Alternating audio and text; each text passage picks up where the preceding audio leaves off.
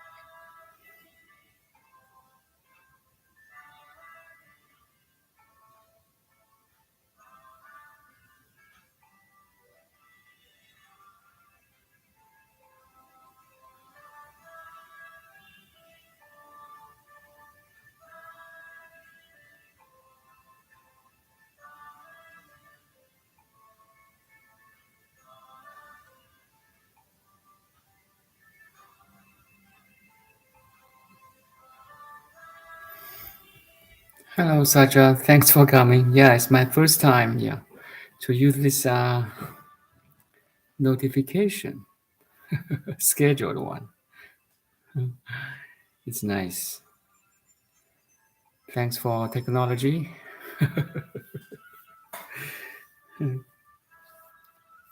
If we can use it well.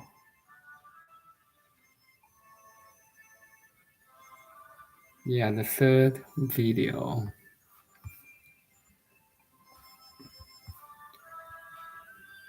Just copy paste here again.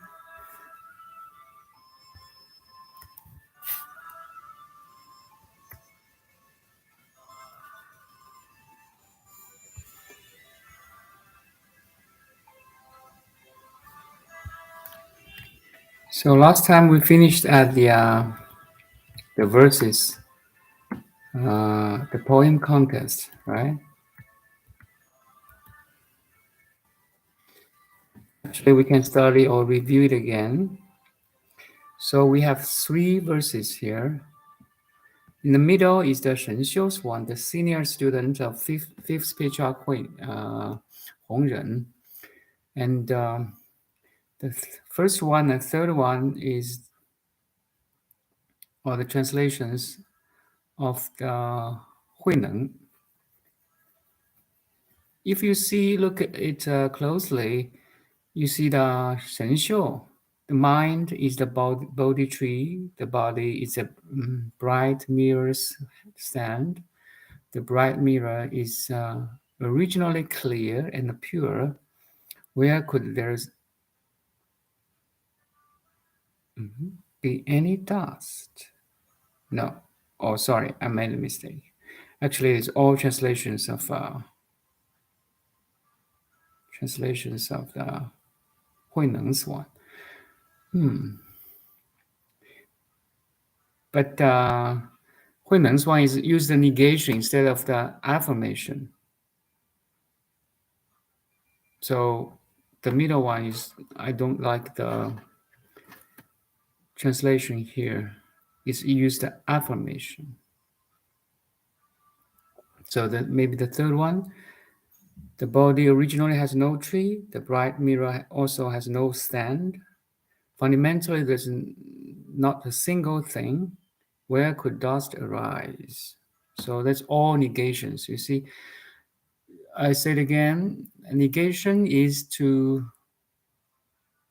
best way to talk about something that is undescribable or unspeakable. Make sense? If you talk about something absolute, the best way is to negate. Not this, not this, not this, not this, not this. Maybe hundreds, thousands, millions of negations. Then nothing to negate until nothing to negate. That's it. So to confirm something by negation is the best way to talk about a point, to point to the absolute.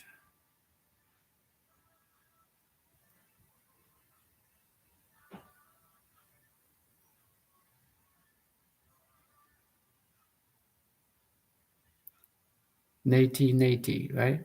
Not this, not this, not this.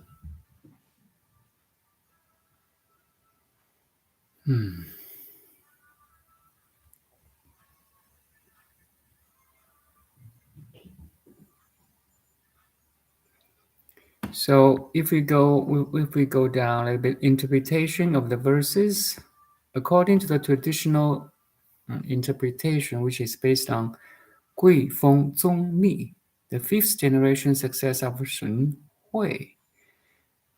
Shen Hui is the students of Shen Huike, so we say like seventh generation or eighth generation. The Zong Mi. Anyway, just different patriarchs. The two verses represent respectively the gradual and sudden approach, according to Mike Ray. This is an incorrect understanding.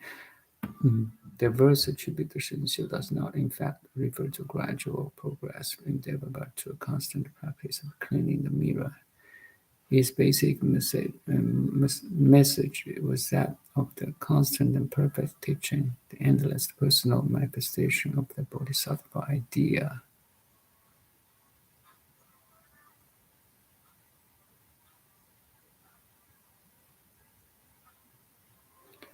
Hui Neng's verse does not stand alone, but forms a pair with Shenxiu's verse. Hui Neng's verse applied that rhetoric emptiness does undercut substantiality of the terms of that formulation. However, the basic meaning of the first proposition still remains. It's like we use pairs, like contrast, to understand the absolute. Anyway, Hui Neng's stanza,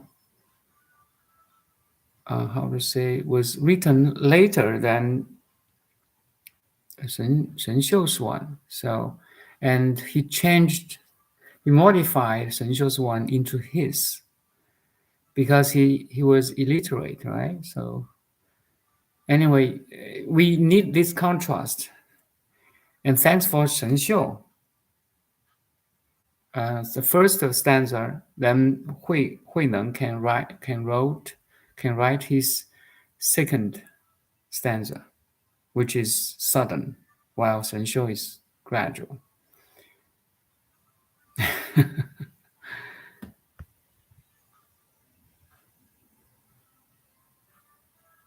Any question here? So if you read only the words, you don't realize it. It's really confusing. It's really confusing if you enlighten being and read all these stanzas. That it's confusing. That's why you need an experienced teacher to explain it. That's how teacher works or master works. And as I said, we need both. We need absolute and relative, or we need sudden and gradual at the same time.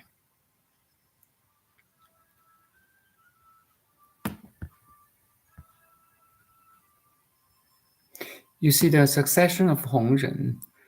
On the next day, the patriarchs secretly went to Hongren's room and asked, "Should not a seeker of the Dharma risk his life this way?" Then he asked, "Is the rice ready?" Hui Neng responded that the rice was ready and not waiting to be sieved. So here they are using some normal dialogue to pointing again the realization.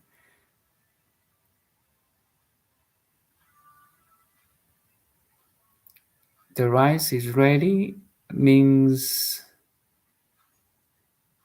so the master asked Hui Neng, who is sieving the rice. We use a sieve, right? to get rid of the sand or anything we don't want, and we have the rest of the rice on top of the sieve. How to say that? Just give me one second.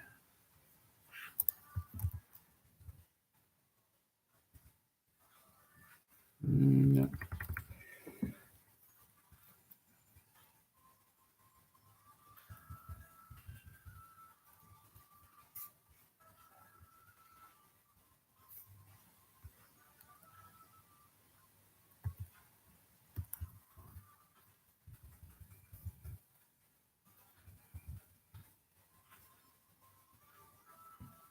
Sieve, yes. A sieve to letting go the unneeded or unnecessary dust or stuff.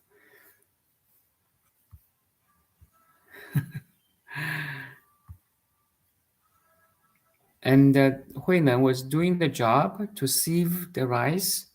So Master Hong Ren asked him, "Is the rice ready?" And Hui Neng answered, "Yes, it's ready, only waiting to be sieved." So that means they're using this kind of normal words to talk about realization.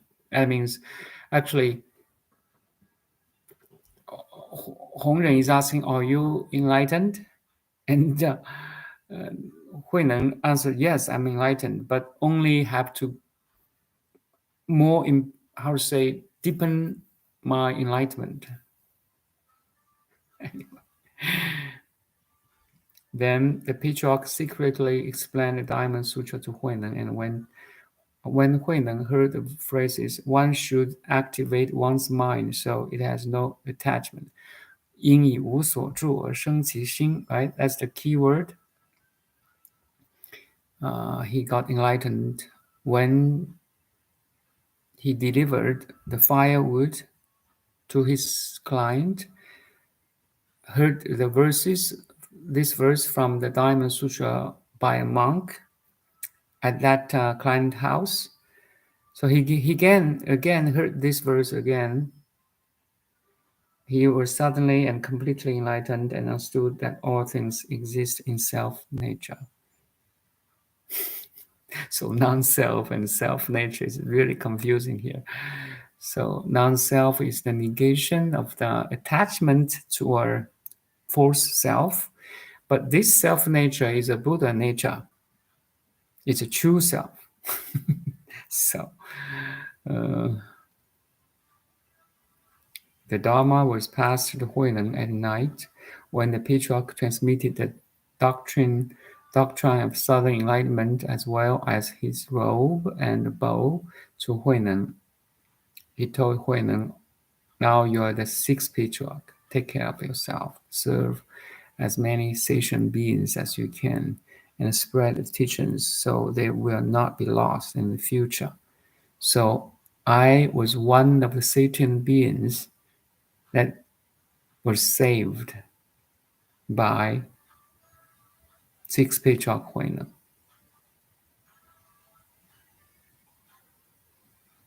Thanks for him. And hopefully he do the same. Escape from the monastery. He also explained to Hui Neng that the Dharma was transmitted from mind to mind. So not words to words, you see? Mind to mind. That's the essence of Zen. Heart to heart, mind to mind. No words are needed. Wordless. Wherever the robe was passed down physically from one patriarch to the next, Hong Ren instructed sixth patriarch to leave the monastery before he could be harmed. Why? Because he was a newbie. He just stayed in the monastery for a couple of months. He was ordinary looking. He was not respected by his peers. He was illiterate, unable, cannot read. He was uneducated. So no one liked him. But even though the fifth patriarch, named him the sixth patriarch. Why? Because he realized it, the Buddha nature.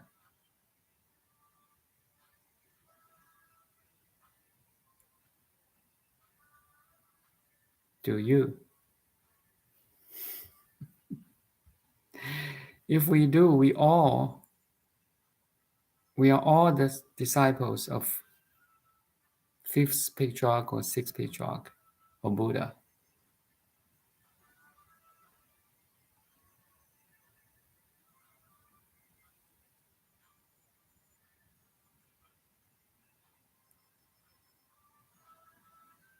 Yeah. When he heard one should activate one's mind, so it has no attachment. 应以无所住而生其心. That's two levels of understanding of this phrase. No attachment to any phenomena.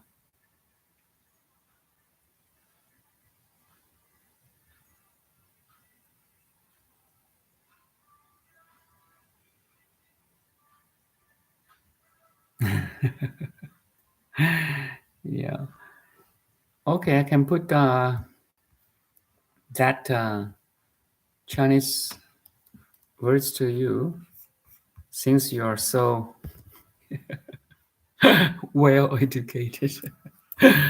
um,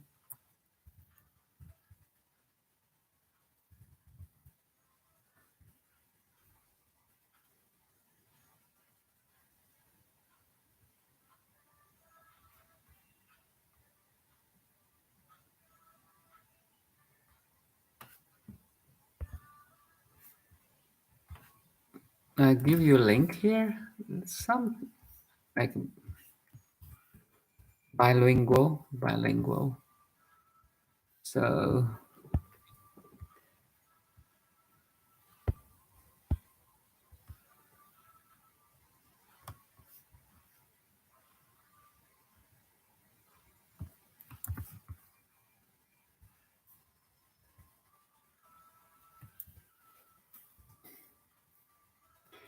应以无所住而生其心. You should produce the thought which abides nowhere. You see, the translation is kind of different.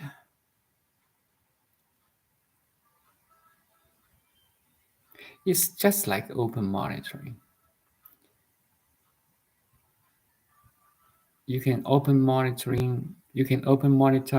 your thought, everything outside and inside.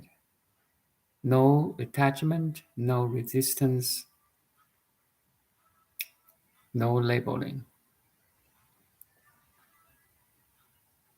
No attachments. So maybe the first translation is better.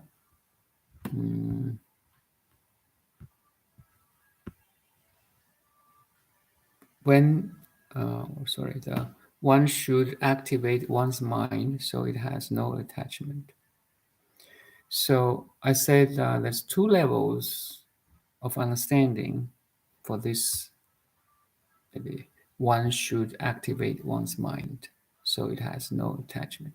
So you don't attach to anything outside and inside. That's one understanding. The second understanding is it cannot be attached. There's nothing to attach.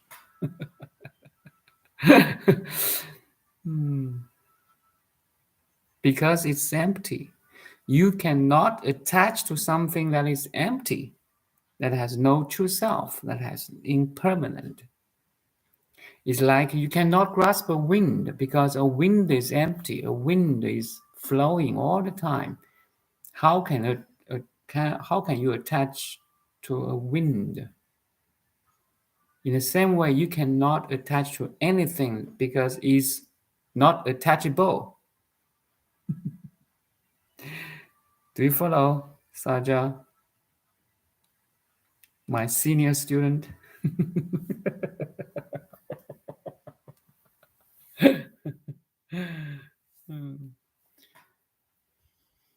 This is critical. First level, you don't attach to anything. Second level, nothing can be attached.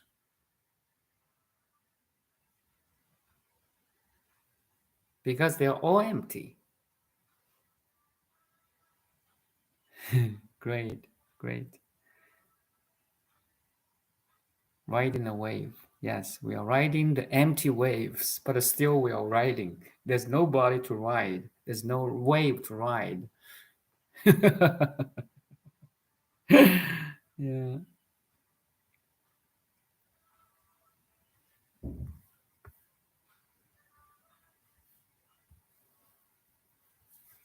Mm-hmm.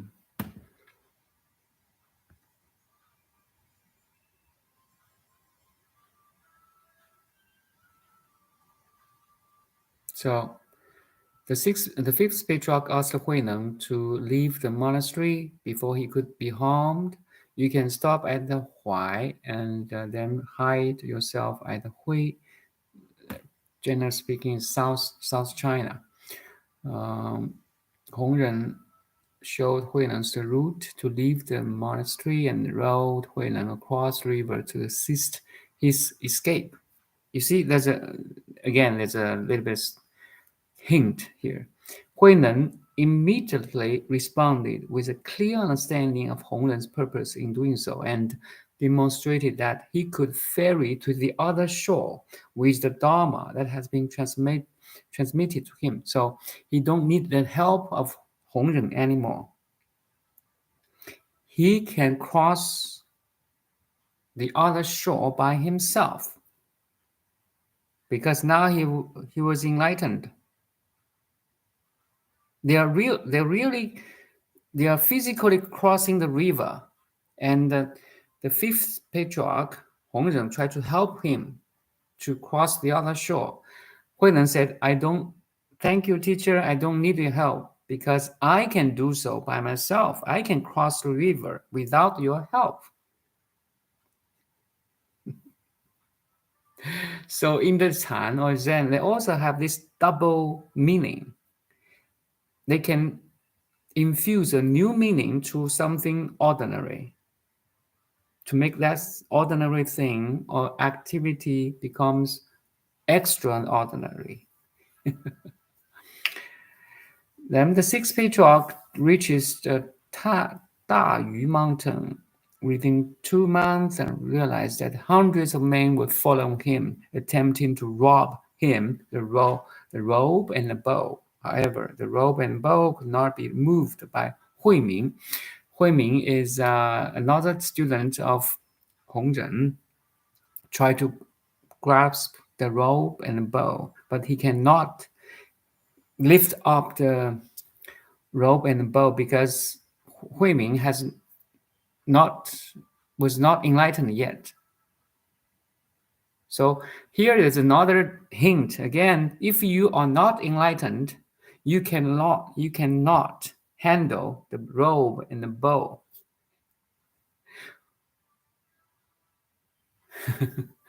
Only when you enlightened, you can handle the rope and the bow.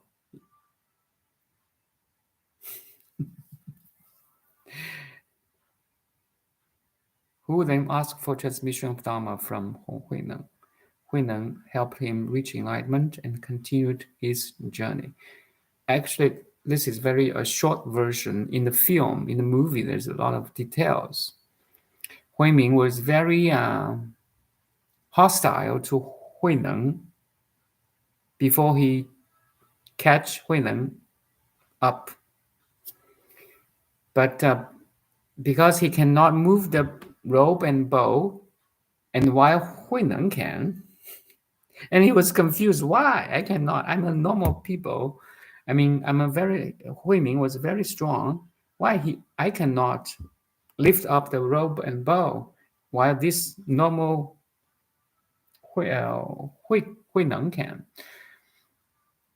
Then this is a double meaning of this sentence or story again, because Hui Ming was not enlightened. He cannot handle the robe and the bow, which is the sign of awakening. Teachings, Southern Enlightenment. The Southern School is associated with the teaching that enlightenment is sudden. Yeah, I agree.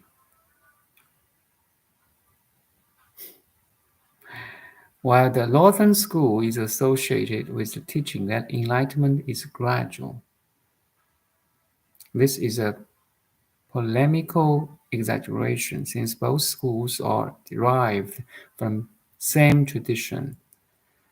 I said again, we need both. We need sudden and gradual both. So-called Southern School incorporated many teachings more influential Northern School. Eventually, both schools died out, but the influence of Shen Hui was so immense that all later Chan school translated their origin to Hui Neng, and Southern Enlightenment became a standard doctrine of Chan. Okay, you can keep reading. I just put up maybe the keywords here. No thought, pure and unattached mind.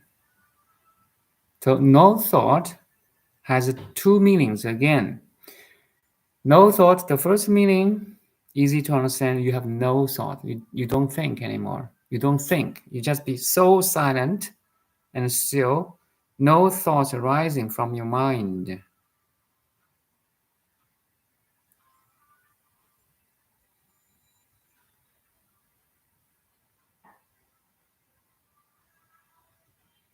Voila.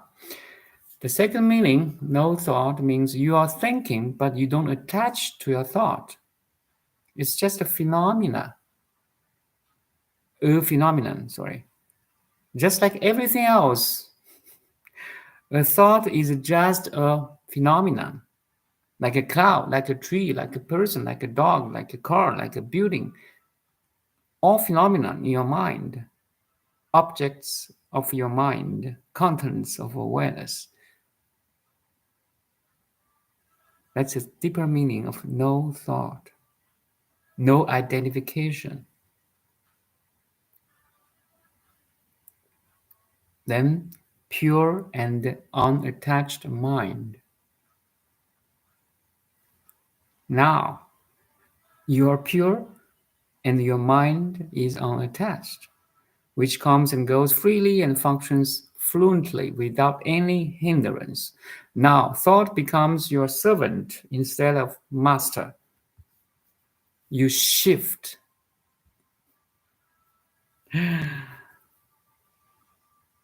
You have that shift of identification. Thought serves you instead of master you. Thought is your tool to talk. I'm talking by thinking. You're listening by thinking too.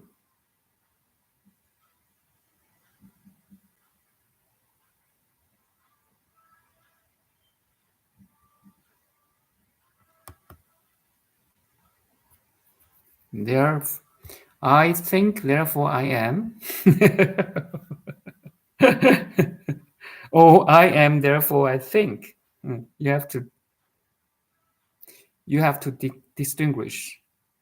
You have to realize the differences.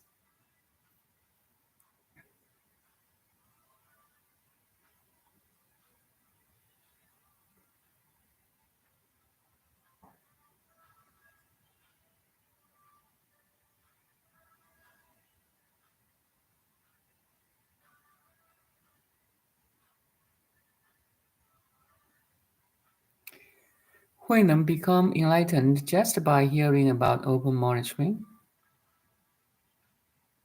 Yes,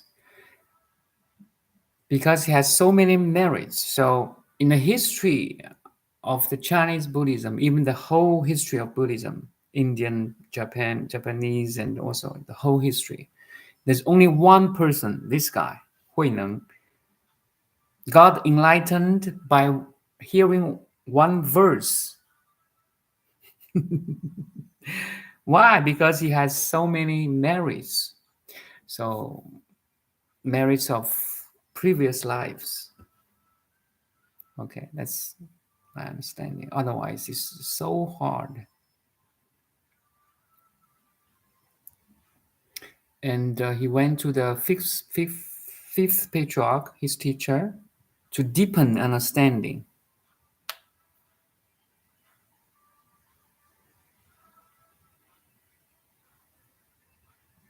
Open monitoring, same as non-abidance? Yes. Open monitoring all the phenomena outside, bodily, and inside. No attachments. Purely observe. No resistance either.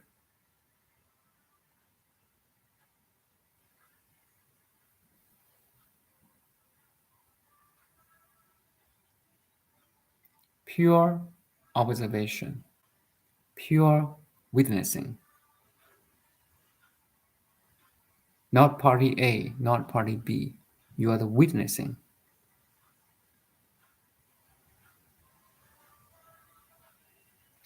Deepen his understanding.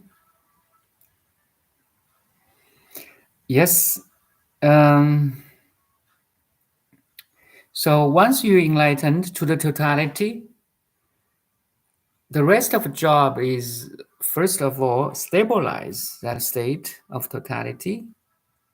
Second is to manifest or learn convenient ways. Like now I'm using English to talk about this awakening. So English, the technique of speaking English is a convenient way. So it's one of the aspects of deepening.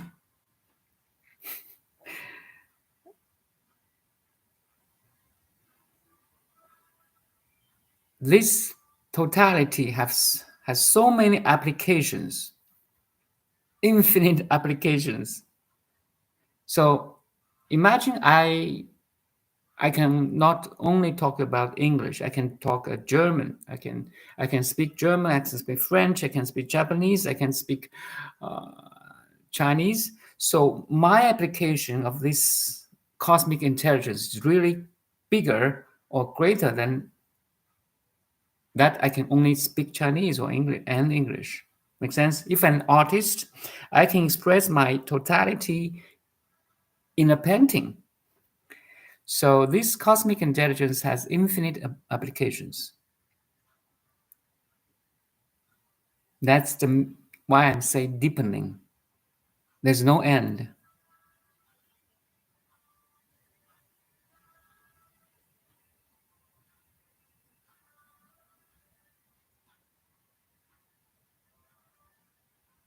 But to realize the totality is the first step. Once again, I use the door of awakening, the room of awakening, right? You have to enter the room of awakening by opening the door, by touching the knob of the door and open it consciously. Once you open the door of awakening, you lock the door behind, saying goodbye to the worldly concepts, material world. Saying goodbye, means you're still living in the world, but you know they're empty. So once you enter the room of enlightenment, now you reach your infinity. But you need time to cultivate your infinity. But you're safe now. You are safe because you are in the room of the enlightenment, and the door behind you was locked.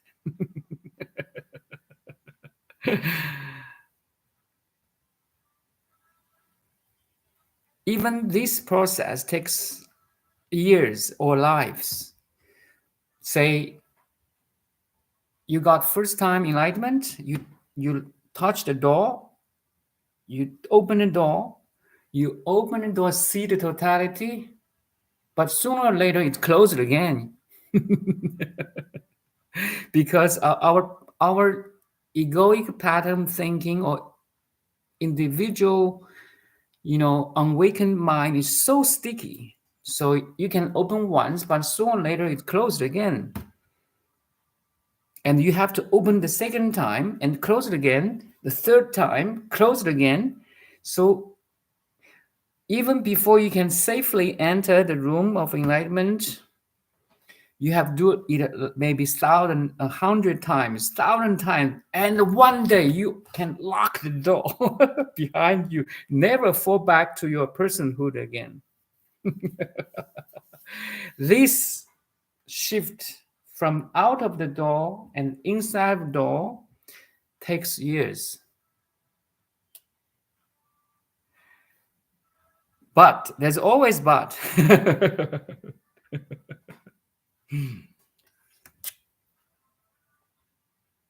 If you really have good merits, just like Master Hui Neng, it only takes you days or just one time to enter the door of enlightenment or awakening without any falling back to your personalhood or become unawakened again. Interesting? That's my experiences. No teacher can show this kind of experience. Funny, right? I mean, maybe they do. They did already. Crazy. I know, it's very crazy.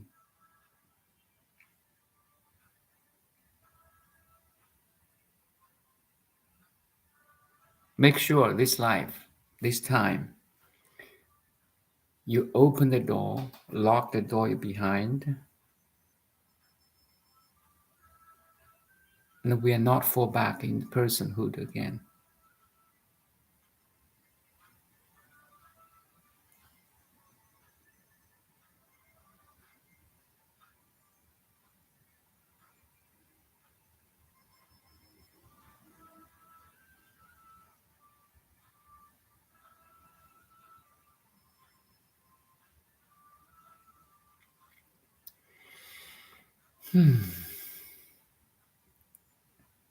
Actually, we are always a Buddha.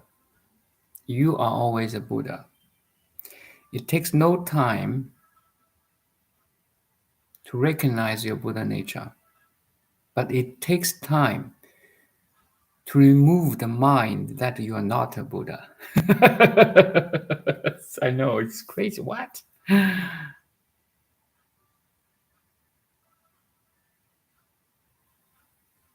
So timeless and time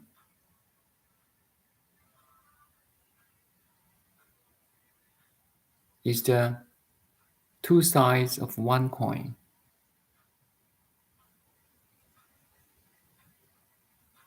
Spaceless and space are two sides of one coin.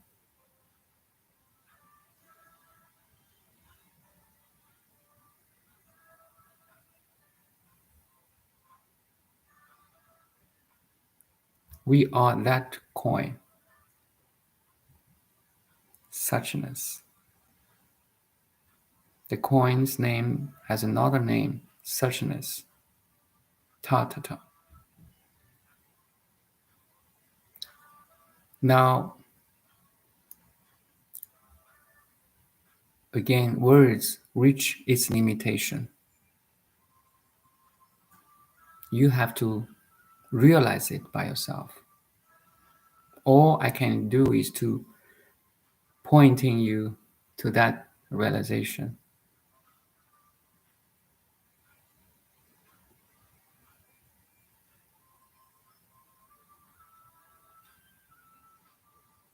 Just as the Hui Neng stanza did.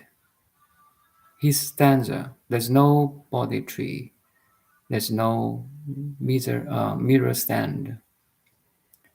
Since there's not a single thing, where can the dust arise?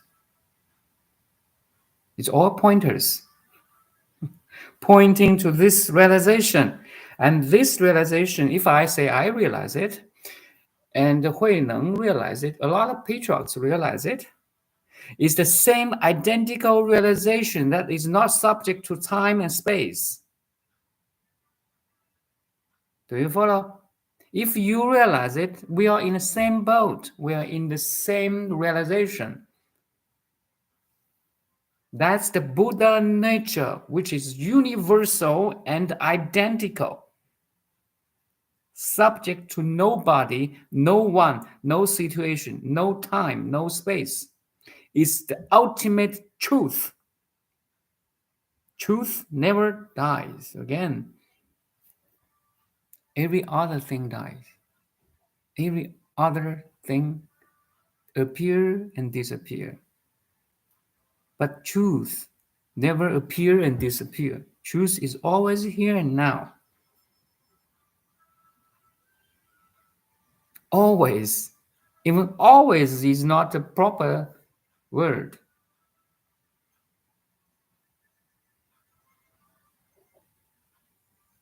It's not about time.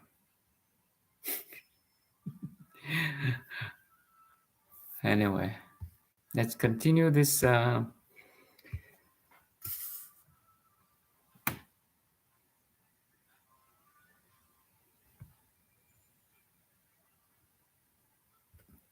The no thought and meditation. So Hui Neng taught no thought and pure and unattached mind, which comes and goes freely and function fluently without any hindrance. My words come and go. My thought comes and go. Your understanding comes and goes. You're watching me. This image, this body come and go.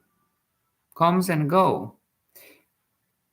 Everything is empty. Everything is changing. Everything is moving around. It does not mean that one does not think at all. No, I'm thinking, but I know my thinking is empty. Has no true self. Is depending on every other thing. My words, my thought, depending on this teaching now, on these words on the Wikipedia. Also depending on my understanding. Depending, I have this physical body. I need eat to survive. I need to study something before I can explain this. Everything is depending. This moment, my speaking of words is depending on my education, my food, the air, the sunlight, the weather, Mother Planet, Earth. You see, that's a pure and unattached mind. I see that everything comes and goes freely without any hindrance.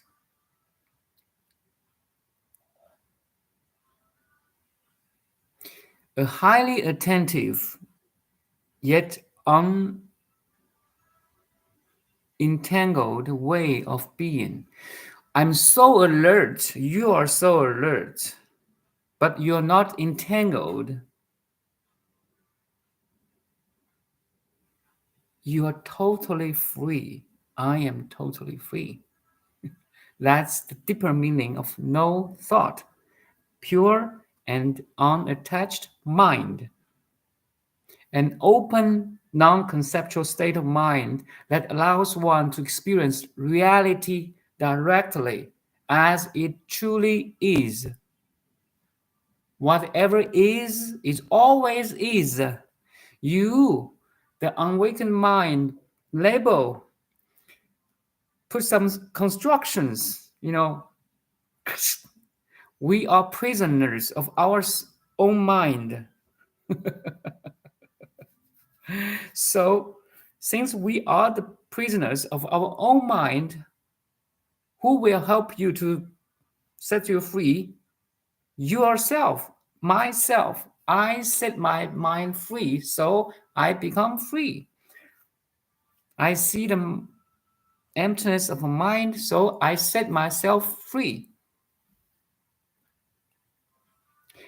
An open, non-conceptual state of mind. Mind is still working for me, but I see the emptiness of mind. That's all. An open, non-conceptual state of mind that allows one to experience reality directly. A direct, pure realization. Pure means unconditioned, cannot be conditioned, undefiled, and cannot be defiled. Unconditionable. You are that already. That's the sudden enlightenment. Wow.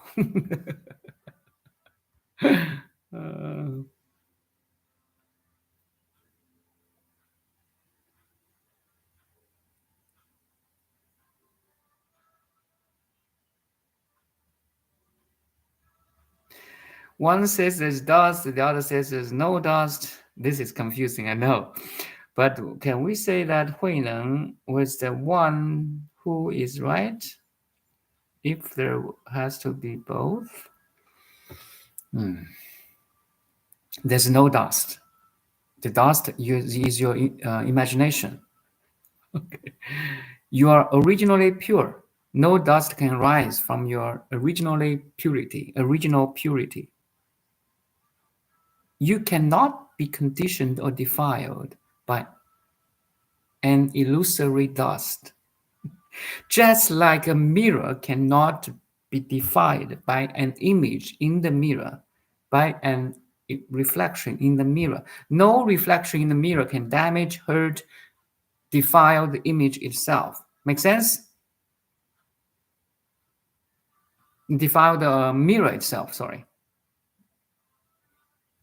Nothing can defile you. Now you are the pure awareness.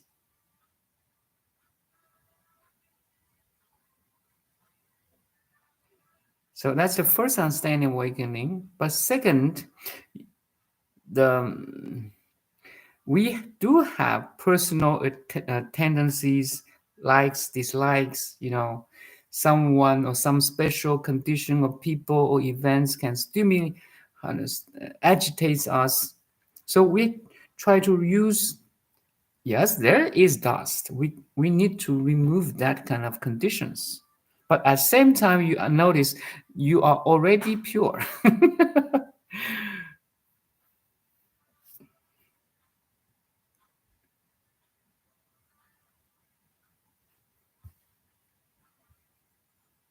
Is that confusing or make sense? Okay, the alleged Lawson schools emphasize and quiet contemplation was criticized by Hui Neng. When alive, one keeps sitting without lying down. When dead, one lies without sitting up. Is in both cases a set of stinking bones. What has to do with the great lesson of life?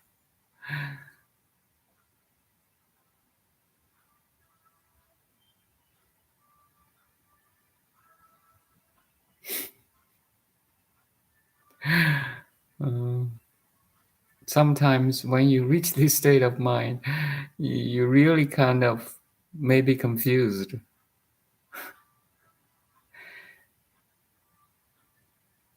You need a teacher. That's why the closer you get infinity, the more you need a teacher.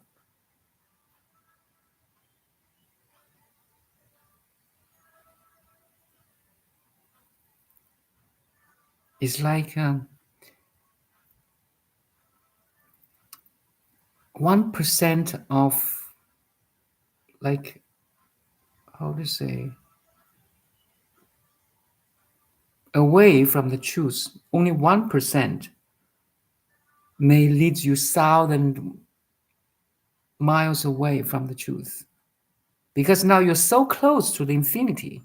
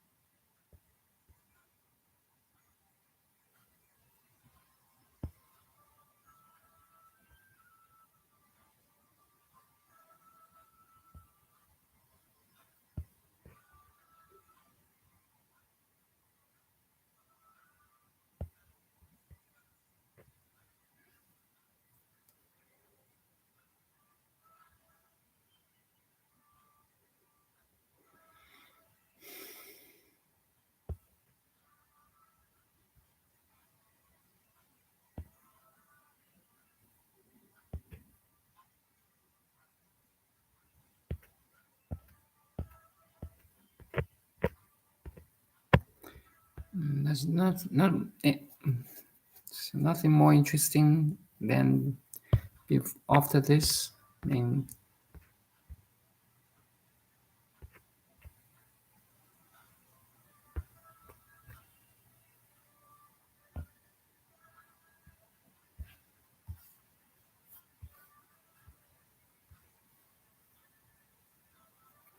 so because of the ultimate reality, there is no dust, but there is a dust that is relative, empty, relative and empty. Am I on the same page as you with this?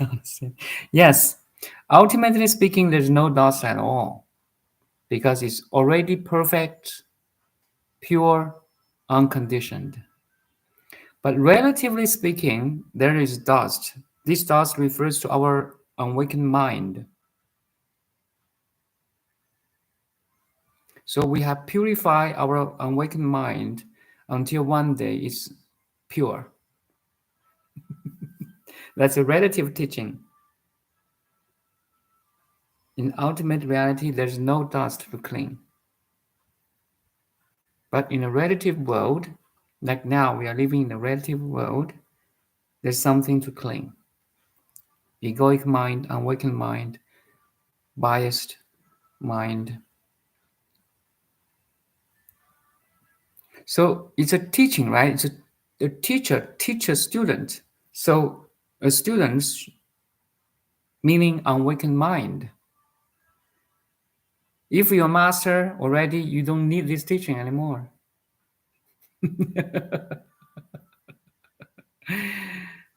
If you're Buddha, I'm a Buddha, we sit quietly. No words are necessary, you know? But since there's a worldly person, Buddha have to say, okay, there's a suffering, my dear worldly friend. Okay, there's a Four Noble Truth. And there's Eightfold Noble Path. It's like if you're a professor of Cambridge or Oxford, now you're asked to teach a primary kindergarten student. What are you gonna do? You have to use relative things like 1 + 1 is 2 to teach the kindergarten student or elementary school students. You are so well knowledged, right? You are Buddha, but now your student is just a newbie. You have to use relative teachings to teach it. Step 1, step 2, step 3, and gradually, when you are higher and higher, what the heck? They're teaching about emptiness. Every his teaching is empty. Nothing to teach. It's really the most paradoxical path of awakening.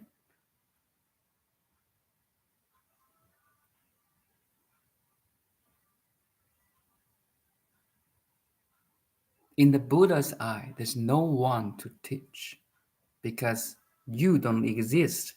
The body and mind is an illusion. No one to set free. There's no body mind to undergo birth and death. You are already a Buddha in the Buddha's eye.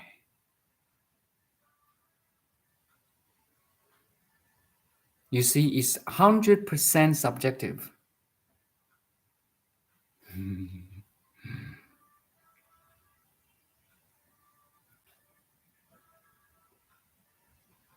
There's no one to set free because you're already free.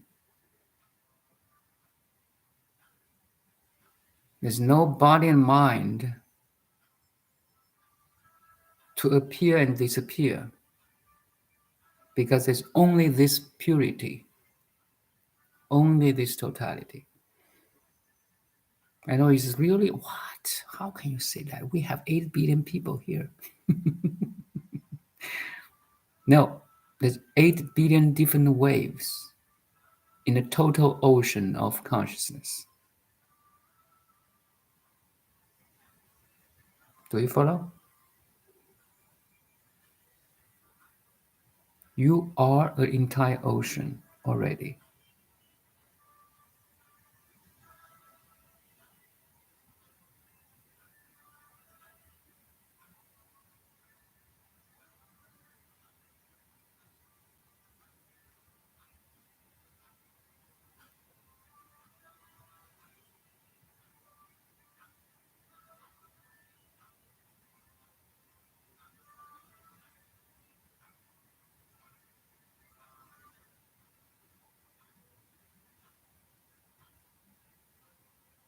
You are struggling, you are suffering because you identify you are the wave. You're the person, you're the limited body and mind. So I'm here to help you to shift your identity from wave to ocean. And again, wave and ocean is a duality. Wave is the ocean. Wave is the ocean. Ocean is the wave. So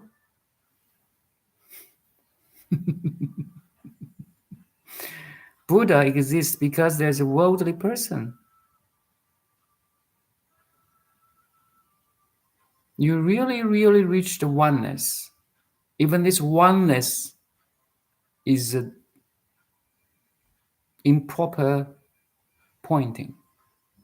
It just serves as a pointing to that. That's if we put labels, oneness.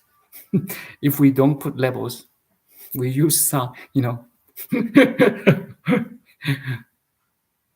body language, let's say.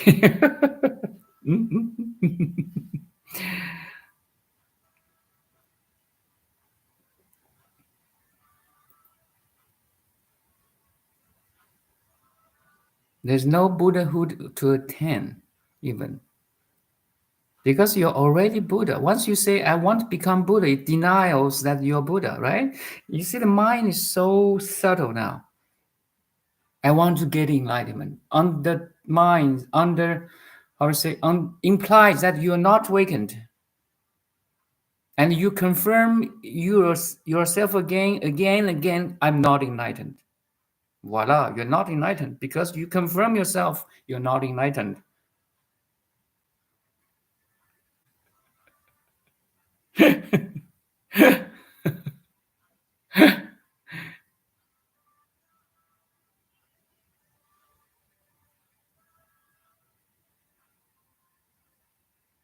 Mind play tricks.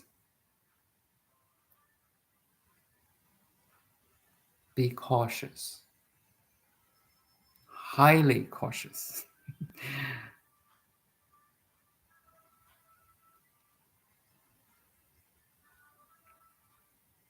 The real enemy is not outside.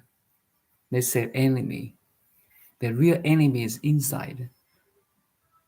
Can you see your opponent?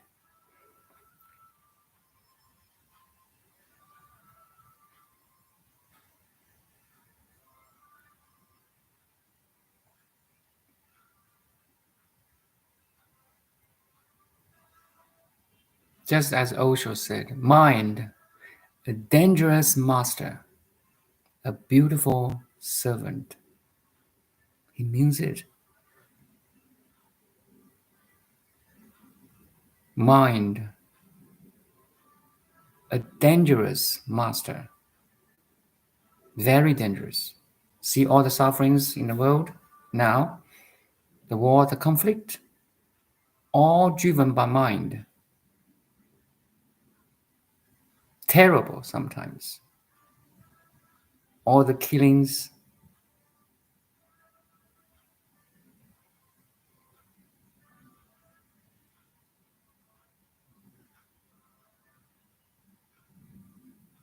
Behind all the physical activity, damage, killings, wars, conflicts, are the minds. Do you agree? Mind, a dangerous master.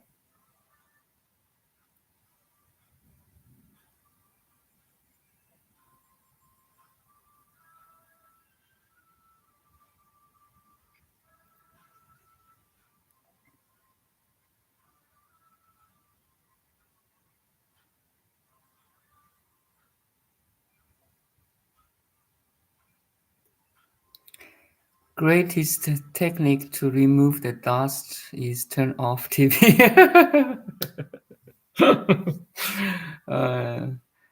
Again, yes, it's good, but again, it's the first level understanding of no thought. Stop thinking, no thought, no thinking, no problem. Do you agree?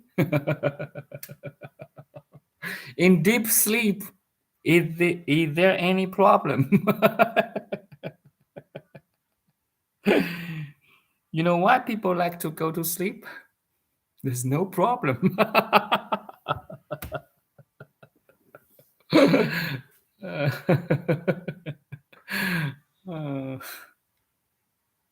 Because you drop all your identification. I mean, who you are. A doctor, a teacher, a mom, a dad, a child, a daughter, a son. All your social roles, all your identities drop to zero. That's why people like to sleep. So relaxing.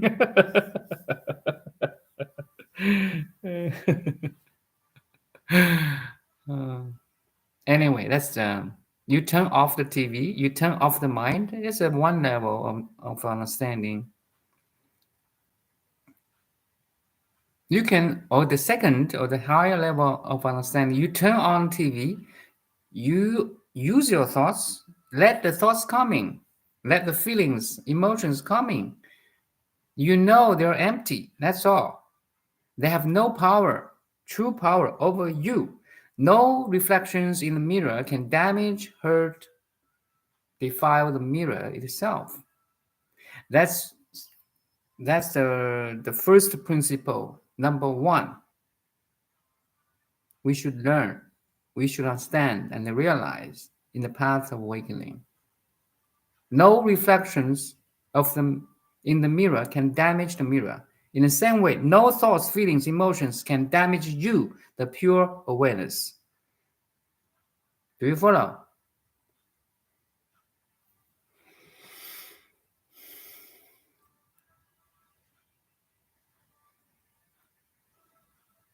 Being in the world is applied of it. The world is implication of the pure mind, the pure consciousness. The world is all the images, is the image of your pure awareness. Everything you can see, hear, touch, smell, taste, and think are the reflections of your pure mirror-like consciousness. The whole world is teaching you, is pointing you back that you are aware. You are a pure mirror, unconditioned, infinite possibility. Now you really reach the level of Dhammakaya. The world is your self-projection. The mind is projecting a world, serves you so well now.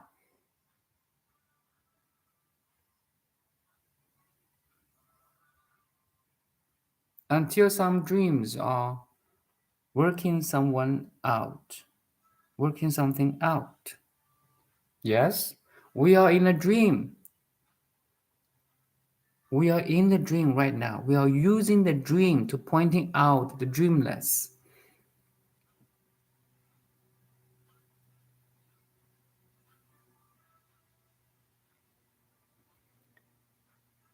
We are using the relatives to pointing out the absolute.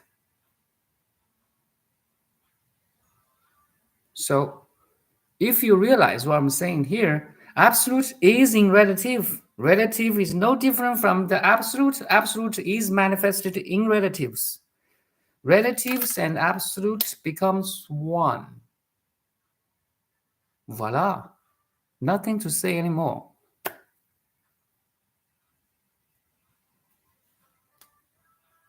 Do you follow? I think you are, Sarja and Kirsten, you are very close, or you're already there. Hello, hello.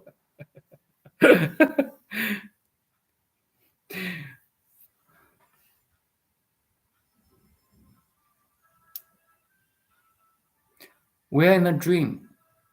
I'm projecting a world. You are projecting a world. The world means your relationship, your family, your job, your body, your mind, everything. You can see, hear, touch, smell, taste, and think. Now you're projecting a world.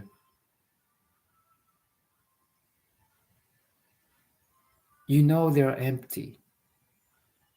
Now the rest of job or non-job is just having fun. Have fun, please. It's so magical.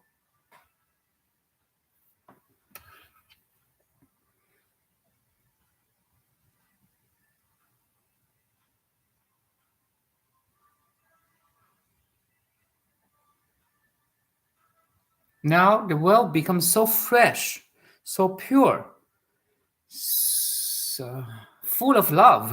Let's say full of love. Because the world is the application of the unconditional love. The world is the manifestation of the cosmic intelligence.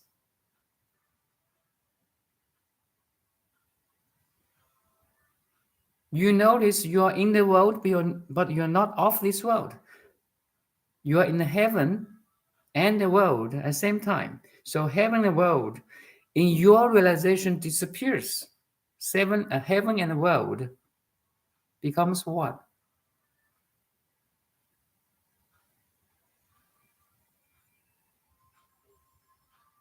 You are the true son, authentic son of the God now. Your mission as human being accomplished. Trust me. You did the greatest job in the whole civilization. Your job is greater than the king, than the queen, because all their great works are subject to time and space. Your job is not. Your job is infinite now. You reach the door, the field of infinity. No number can compare infinity. Give me a biggest number that can beat infinity. Tell me. Trillion is good number. It's a great number, right? How about 100 trillion? How about septillion? 21 zeros. No number can beat infinity or greater than infinity. No time. 100 years is a great time of lifespan. If you live up 1,000 years old, great. But comparing to eternity, no time is greater. That's why awakening is so precious. That's why Shakyamuni Buddha left his kingdom.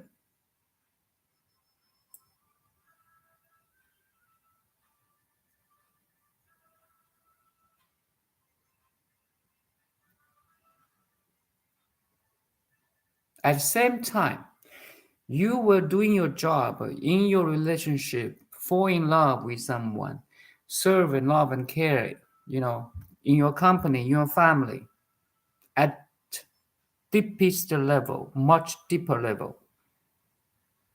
Because now you have that sense of totality. In the totality, you work much better in the, how to say, details. The antonym of the totality could be individuality.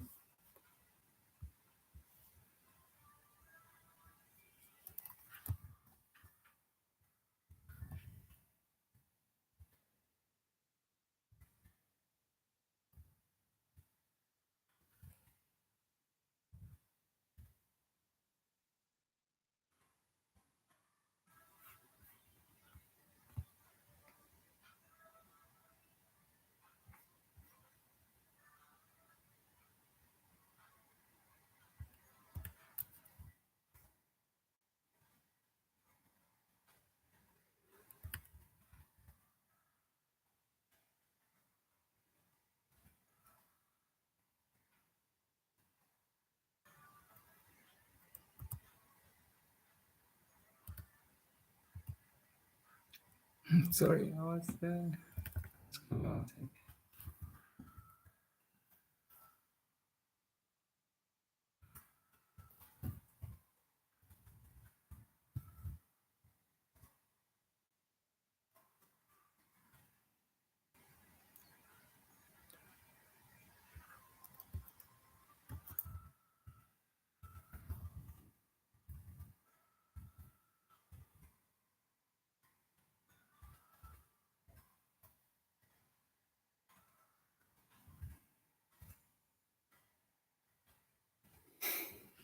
Sorry.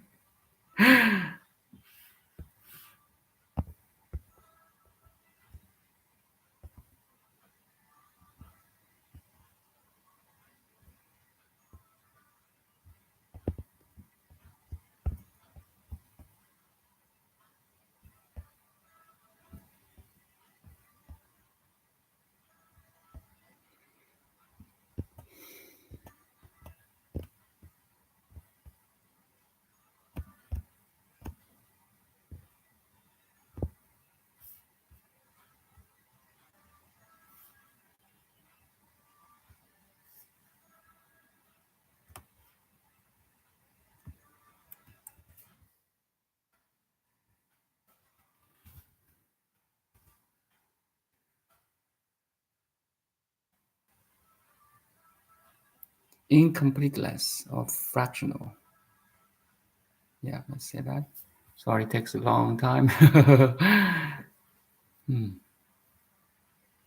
So in the totality, you can use every non-total situation or partly situation to serve love in deeper level. It's like you are the ocean now.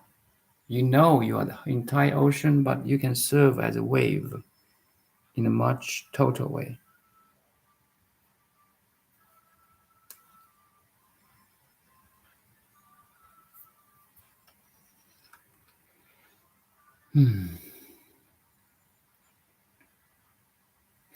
Okay, I think that's all for today. Thanks for coming, Saja, Kirsten.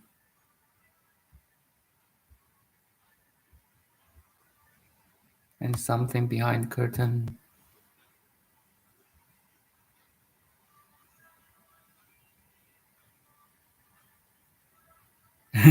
Walking meditation while listening. Very good. Snowing there? Why use snowflakes? Yeah, maybe slowing. Great lecture. Total. Today again. Thank you.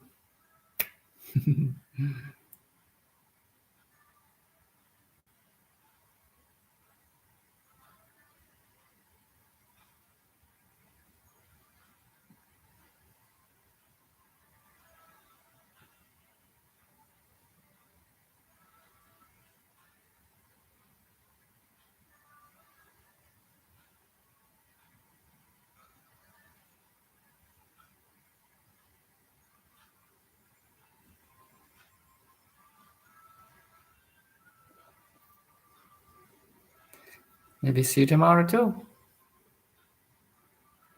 Thank you.